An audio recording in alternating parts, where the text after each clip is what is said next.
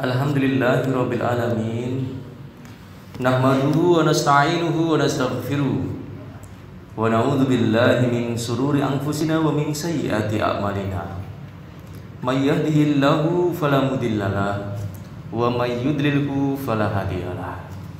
Asyhadu an la ilaha illallah wahdahu la syarikalah wa asyhadu anna Muhammadan 'abduhu wa rasuluhu la nabiyya ba'dah.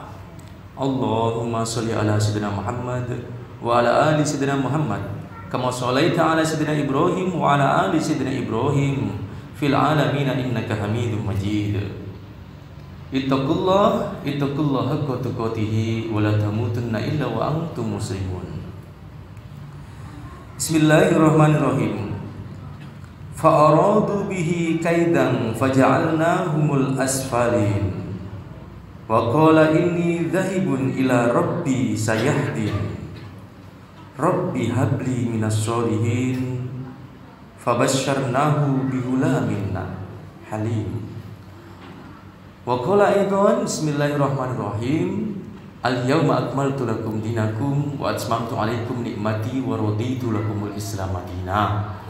Wa qala Nabi Muhammad sallallahu alaihi wasallam, innama bu'istu li utammima makarimal akhlaq. Shadaqallahul azim wa shadaqa rasulun nabiyil karim. Wa nahnu ala dzalika minasyahidin wasyakirin walhamdulillahirabbil alamin. Sidang jamaah Jumat Masjid Ar-Rahmah yang insyaallah semuanya kita dimuliakan oleh Allah Subhanahu wa taala.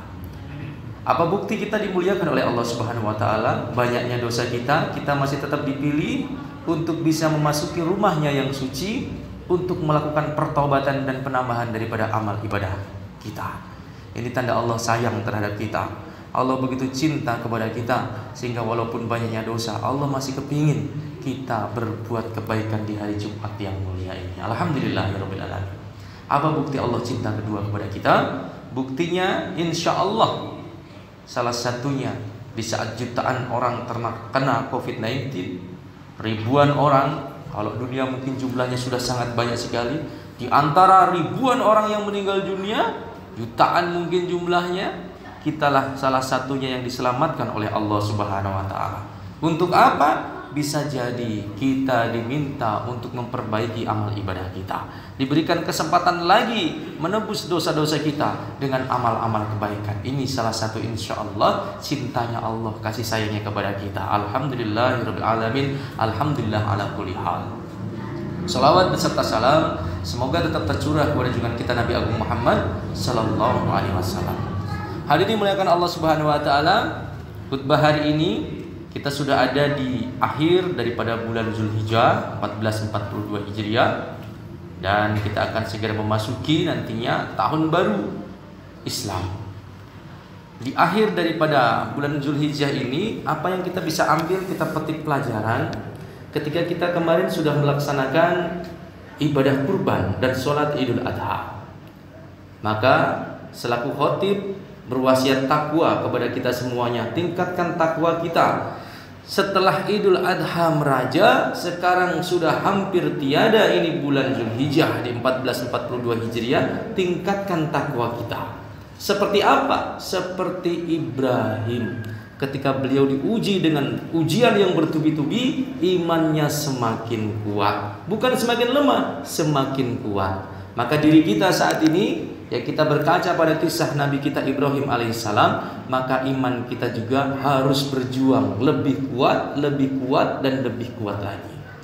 Mari kita coba ambil hikmah, melanjutkan mungkin setiap tahunnya kita mendengarkan kisah Ibrahim pada saat Idul Adha, dan sudah mendarah daging di diri kita bagaimana kisah tersebut diulang kembali. Tapi terkadang kita masih susah untuk mengambil hikmah di balik itu semuanya.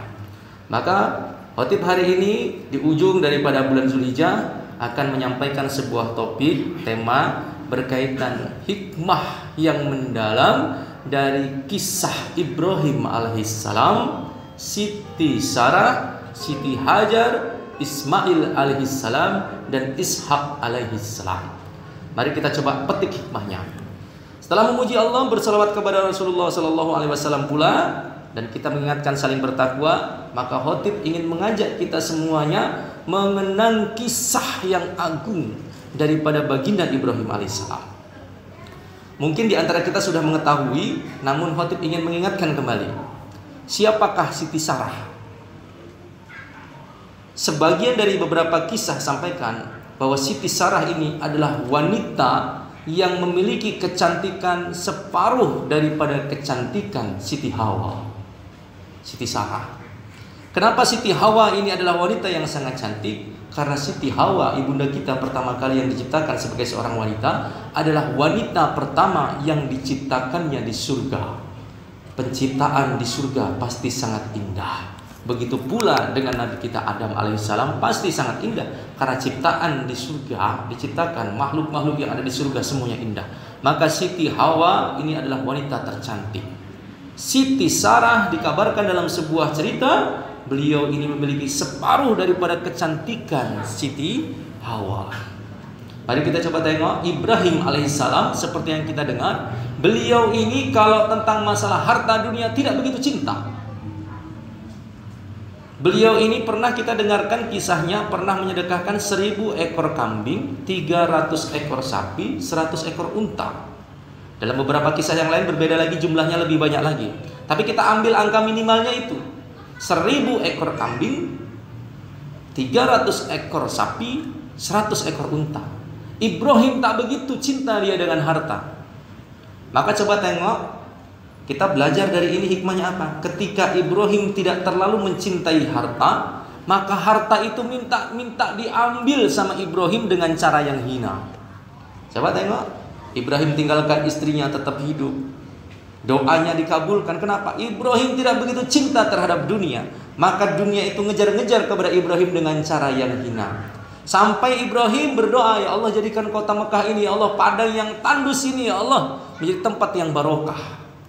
Doa Ibrahim karena dia tidak cinta terlalu sangat dengan dunia dikabulkan. Bukan hanya pada saat Ibrahim masih ada, bahkan sampai dengan sekarang kota Mekah yang begitu gersang barokah. Kalau kita berangkat ke tanah suci melaksanakan ibadah haji dan umrah, kita tengok ke sana betapa mulia dan berkahnya itu kota Mekah. Di Mekah itu mungkin kita tanam yang namanya mentimun tidak bisa tumbuh, sayur-sayuran tidak bisa tumbuh. Tapi kalau kita makan di sana, mentimun begitu ranum-ranum dan manis-manis, sayur-sayuran begitu hijau-hijau, buah-buahan begitu indah lezatnya, ranum bagus-bagus. Dari mana buah-buahan itu datang? Allah datangkan dari seluruh pelosok penjuru dunia ke Mekah karena keberkahan doa Ibrahim alaihissalam. Mari kita ambil hikmahnya. Kenapa Ibrahim kok setelah dia disedekahkan seluruh hartanya kaya lagi dia? Kuncinya ternyata satu, ini hikmah yang sangat dalam untuk kita belajar tentang makna hidup. Ternyata Ibrahim ini tidak terlalu cinta dengan harta dunia. Maka hartanya lari-lari untuk mengejarnya. Filosofinya adalah kita siang hari, pagi hari kita punya bayangan. Pada saat pagi hari kita melihat bayangan kita melihat matahari sebelah timur, maka bayangan kita sebelah barat. Ketika kita uber itu bayangan, kita kejar itu bayangan, maka bayangan itu akan terus lari ke arah barat. Akan tetapi ketika jam 9 kita sudah melaksanakan sholat suruh, sholat isra, ya, kemudian sholat duha. Setelah jam 9 itu kita nggak ngejar lagi bayangan, cuek kita kepada bayangan. Coba tengok ketika kita cuekin bayangan, nanti jam 11, setengah 12, jam 12 seperti sekarang ini, bayangan yang tadinya sebelah barat itu mendekat, akhirnya dia menyatu dengan diri kita sampai kita satu titik dengan bayangan tersebut. Artinya apa? Ketika kita cuekin segala sesuatu, dia akan datang kepada kita. Ini ilmu buat kita. Maka coba perhatikan, seandainya sekarang kita pagi, siang, sore, malam lembur cari duit, cari rezekinya Allah, kejar-kejar dunia, harta benda, kita lembur sampai tidak pulang ke rumah. Tengoklah, hidup kita akan diuji dengan kesusahan terhadap harta benda tersebut. Kenapa? Karena kita terlalu cinta terhadap harta benda tersebut. Maka bagaimana cara mendapatkan harta? Seperti kita belajar kepada Ibrahim, nafikan itu semuanya. Keluarkan kebesaran makhluk dari hati kita, masukkan kebesaran Allah dalam hati kita. Keluarkan kebesaran mal dari hati kita, harta benda, istri, pangkat, kedudukan, rumah, jabatan, tanah, sawah, semuanya harta benda, perdagangan, keluarkan dari hati kita. Masukkan kebesaran amal, zikir, doa, istighfar, sholawat, kebaikan-kebaikan amal dalam hati kita. maka Allah akan suka terhadap itu. Kalau kita bisa lakukan cuekin itu, maka insya Allah apa yang menjadi kesusahan saat ini akan mendekat kepada kita dalam bentuk kemudahan. Kenapa Ibrahim susah mendapatkan anak? Karena risaunya Ibrahim adalah terlalu cinta kepada anak. Apa cintanya? Yang disampaikan tadi, sudah puluhan tahun menikah, Siti Sarah walaupun cantik susah mendapatkan keturunan. Maka Ibrahim risau, bagaimana ya Allah? Siapa yang akan melanjutkan perjuanganku sebagai seorang nabi sementara engkau angkat aku sebagai seorang nabi? Risau beliau. Cintanya kepada anak sangat-sangat ingin mendapatkan keturunan. Maka Allah uji beliau susah mendapatkan keturunan. Kenapa sekarang kita cinta terlalu harta benda kita sangat susah untuk kita dapatkan? Karena kita terlalu cinta kepada harta benda tersebut. Makanya susah untuk kita dapatkan. Nafikan agar harta benda itu, apa yang kita inginkan itu datang mendekat kepada kita dengan cara minta, dengan cara mengemis-ngemis untuk kita ambil. Ibrahim, mohon maaf ya, beliau ingin keturunannya nanti melanjutkan siapa? Risau. Maka Allah uji dengan apa yang dia inginkan.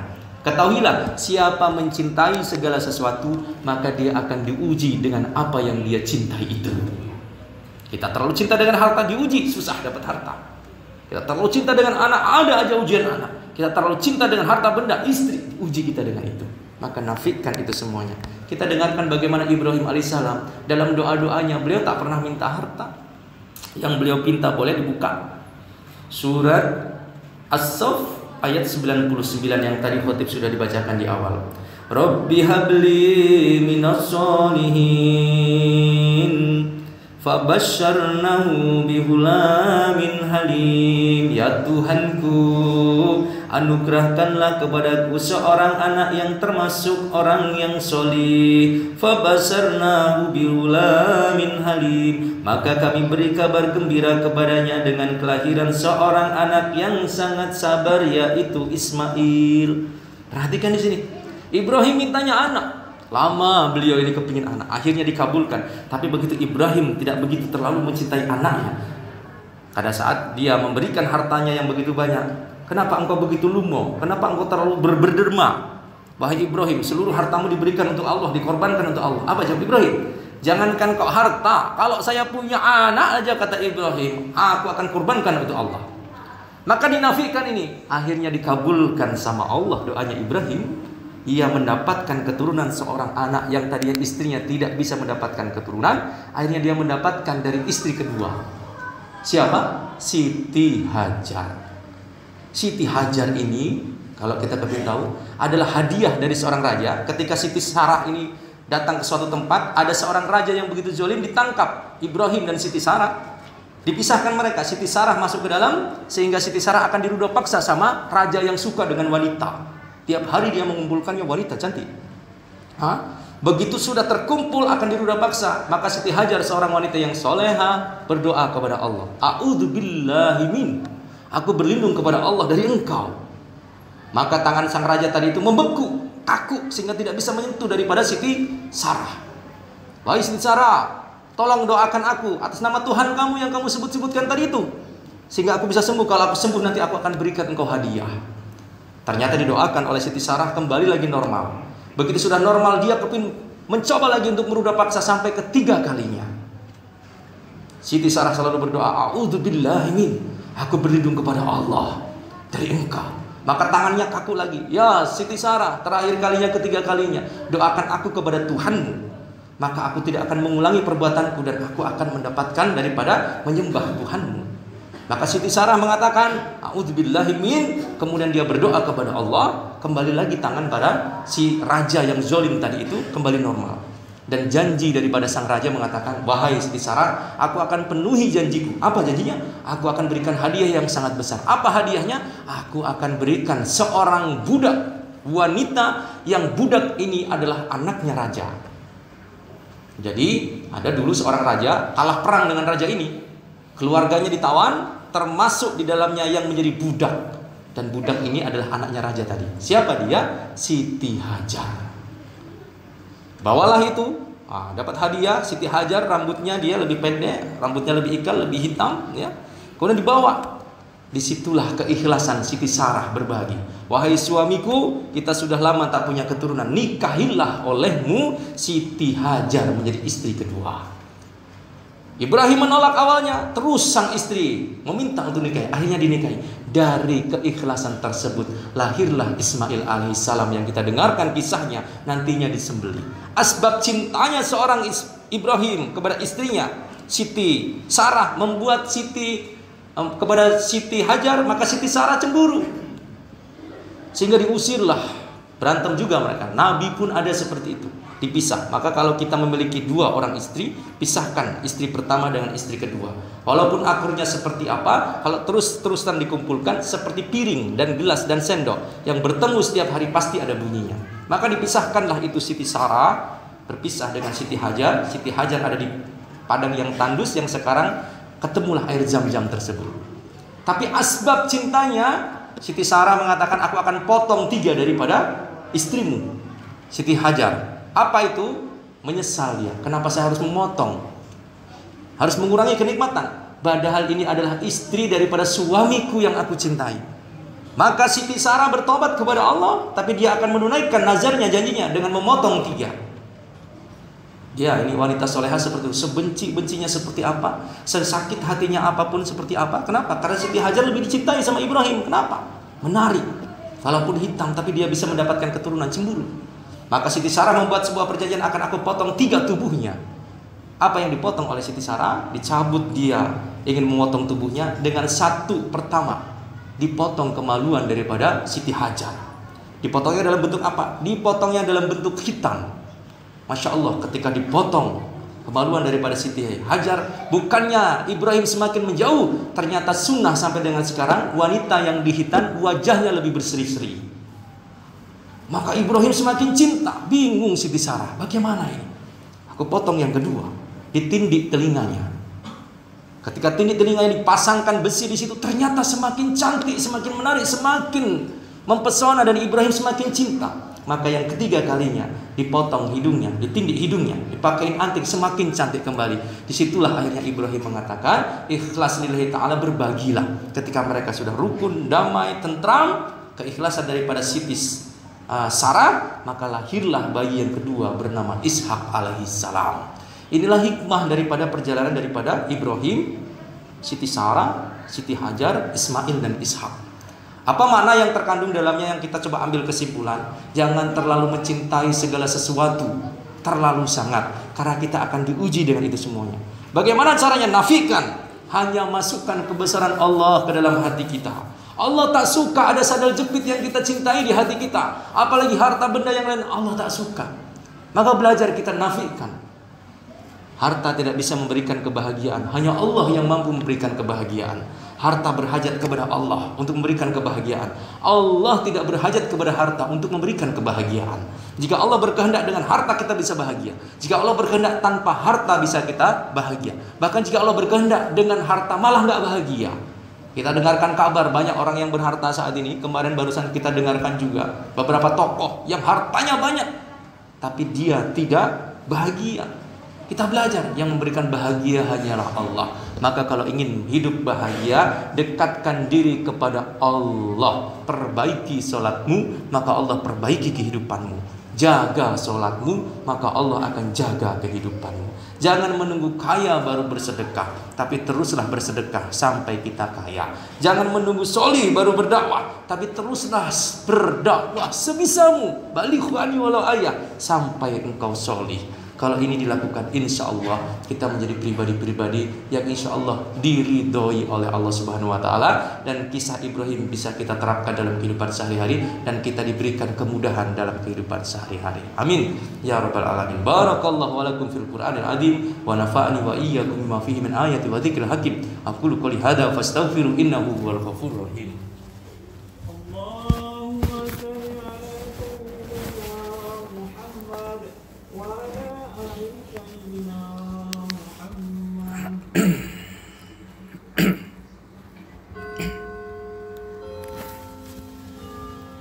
Alhamdulillahirabbil alamin, wassalatu wassalamu ala asyrofil anbiya wal mursalin wa ala alihi wa sahbihi ajma'in. Allahumma shalli ala sayyidina Muhammad wa ala ali Muhammad. Rabbi shrah li sadri wa yassir li amri wahlul 'uqdatam min lisani yafqahu qawli. Amma ba'du. Ittaqullah haqqa tuqatih wa la tamutunna illa wa antum muslimun.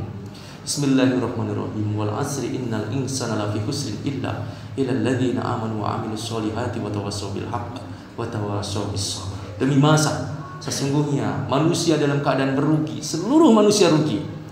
Illa, kecuali pejabat itu tetap rugi, pedagang tetap rugi, siapapun rugi, kecuali orang yang beriman, pedagang yang beriman, pejabat yang beriman, orang biasa yang beriman, rakyat yang beriman. Illal ladzina amanu wa 'amilus sholihat. Siapa lagi orang yang beruntung? Yang beramal solih, mereka beruntung. Pejabat beramal solih, rakyat biasa beramal solih, pedagang semuanya beramal solih, beruntung mereka. Wa tawassaw bil haq, dan orang yang menasihati dalam kebenaran yang hak, mereka yang beruntung. Wa tawassaw bis sabr, mereka yang berani menasihati dalam kesabaran. Nasihati tapi sabar, karena yang dinasihatin belum tentu menerima, bisa jadi mengolok-olok, bisa jadi menghardik atau tidak terima bahkan dinasihati. Maka dia bersabar, mereka lah orang-orang yang beruntung.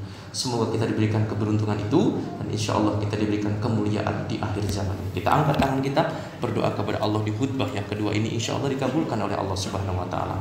Allahumma ighfir lil muslimin wal muslimat wal mu'minin wal mu'minat al ahya'i minhum wal amwat ya qadil hajat innaka ala kulli syai'in qadir. Rabbana hab lana min azwajina wa dhurriyyatina qurrata a'yun waj'alna lil muttaqina imama. Rabbana zalamna anfusana wa illam taghfir lana tarhamna lanakunanna minal khashirin. Rabbana la tu'akhidhna in nasina aw akhtana. Rabbana wa la tahmil 'alaina isran kama hamaltahu 'alal ladzina min qablina. Rabbana wa la tuhammilna ma la taqata lana bih. Wa'fu 'anna waghfir lana warhamna anta maulana fansurna 'alal qaumil kafirin. Wahai Allah yang maha menatap, wahai Allah yang maha indah, wahai Allah yang maha melihat, wahai Allah yang maha menyaksikan, wahai Allah yang penuh dengan cinta kasih kepada kami. Ya Allah, Kau pandang kami dengan cinta kasih-Mu, ya Allah. Ampuni segala kehilafan kami, ya Allah. Maafkan segala hilaf kami yang masih terlalu cinta terhadap dunia ini, ya Allah. Kami serahkan segala sesuatunya kepada Engkau, ya Allah. La haula wa la quwata illa billahil aliyil azim. Ya Allah, jadikan Ibrahim, ya Allah, sebagai panutan kami, ya Allah, sehingga kami bisa meneladaninya, ya Allah, sehingga bisa menafikan, ya Allah, apa keperluan dunia, kepentingan dunia, ya Allah, dari hati-hati kami, ya Allah, dan bisa memasukkan kebesaran Engkau dalam hati-hati kami, ya Allah. Anugerahkan kepada kami anak-anak yang solih, ya Allah, seperti Ismail dan Ishak, ya Allah. Jauhkanlah anak-anak kami dari fitnah akhir zaman, ya Allah. Jauhkanlah diri-diri kami dari fitnah akhir zaman, ya Allah. Ya Allah, Kau pandang bangsa kami Indonesia saat ini, ya Allah. Sebentar lagi kami akan, ya Allah, merasakan bagaimana keindahan kemerdekaan kami, ya Allah. Karenanya berikan kemudahan kepada bangsa ini untuk lepas dari segala kesulitan, ya Allah. Ya Allah, Kau cabut COVID-19 dari bumi Indonesia kami ini, ya Allah. Kami rindu dengan segala sesuatu yang normal kembali, ya Allah. Kau jaga pemimpin-pemimpin kami, diri kami, keluarga kami, seluruh anggota keluarga besar kami, ya Allah, dari dahsyatnya fitnah akhir zaman ini, ya Allah. Ya Allah, Kau sembuhkan saudara-saudara kami yang sedang sakit, ya Allah. Bagi mereka yang bermasalah, Kau berikan solusi, ya Allah. Bagi mereka yang saat ini sedih, Kau hibur mereka, ya Allah. Bagi mereka yang saat ini yang terlilit oleh hutang, Kau lunasi hutang-hutangnya, ya Allah. Bagi mereka yang saat ini, ya Allah, ada masalah dengan keluarganya, Kau berikan solusi terbaik, ya Allah. Sabarkan kami, ya Allah, seperti sabarnya Ismail, ya Allah. Mudahkan segala urusan kami, ya Allah. Banyakkan rezeki kami untuk taat kepada Engkau, ya Allah. Ya Allah, jangan apa yang menjadi kepemilikan bagi diri kami, ya Allah, menjadikan kami lupa kepada kebesaran-Mu, ya Allah. Izinkan kami mampu menafikan semuanya hanya kepada Engkau yang kami ingat, ya Allah. Allah, anugerahkan kami rezeki yang melimpah ruah lagi membawa berkah, ya Allah, untuk bekal ke tanah suci Mekah dan Madinah, ya Allah. Kabulkanlah, mudahkanlah, ya Allah. Berangkatkan segera kami ke tanah suci-Mu, ya Allah. Hilangkanlah COVID-19 dari bumi kami tercipta, ya Allah. Rabbana aral haqqa haqqa warzuqna tiba'ah wa aral batila batila warzuqna ijtinabah. Rabbana ya Allah, atina fid dunya hasanah wa fil akhirati hasanah wa qina adzabannar. Bi fadlika subhana rabbika rabbil izzati amma yasifun. Assalamu alal mursalin walhamdulillahi rabbil alamin. Ibadallah, innallaha ya'murukum bil adli wal ihsan wa ita'i dzil qurba wa yanha 'anil fahsya'i wal munkari wal baghi ya'idukum la'allakum tadhakkarun wa la dzikrullahi akbar. Aqimus shalah.